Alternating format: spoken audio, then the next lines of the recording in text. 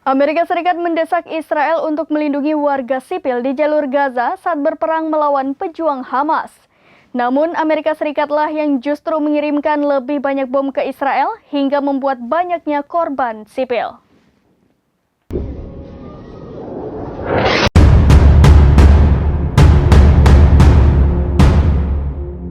Negara Amerika Serikat mendesak Israel untuk melindungi warga sipil di jalur Gaza saat berperang melawan pejuang Hamas. Namun Amerika Serikat sendiri malah memasok lebih banyak bom kepada militer Israel yang menyebabkan banyak korban sipil.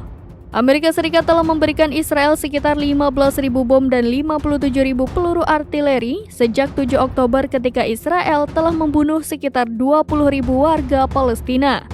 Menteri Pertahanan Amerika Serikat Lloyd Austin pada tanggal 2 Desember mendesak Israel untuk melindungi warga sipil selama kampanyenya melawan Hamas di Gaza, bahkan ketika militer Amerika Serikat terus mengirimkan bom dan artileri seberat 2.000 pon kepada tentara Israel untuk digunakan di daerah kantong padat penduduk dan terkepung.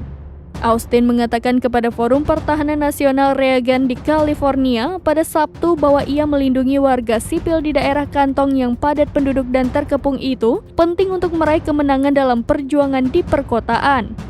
Komentar Austin muncul 1 hari setelah pertempuran antara Israel dan Hamas berlanjut setelah gencatan senjata selama seminggu. Pada hari Sabtu, Kementerian Kesehatan Gaza melaporkan pemboman Israel telah menewaskan 700 warga Palestina hanya dalam 24 jam terakhir. Sejak 7 Oktober, Israel telah membunuh sekitar 20.000 warga Palestina di Gaza, mayoritas perempuan dan anak-anak. Demikian informasi terkini Syeda Rolon. Saksikan terus berita lainnya di kanal YouTube Serambi News, website dan Facebook serambinews.com.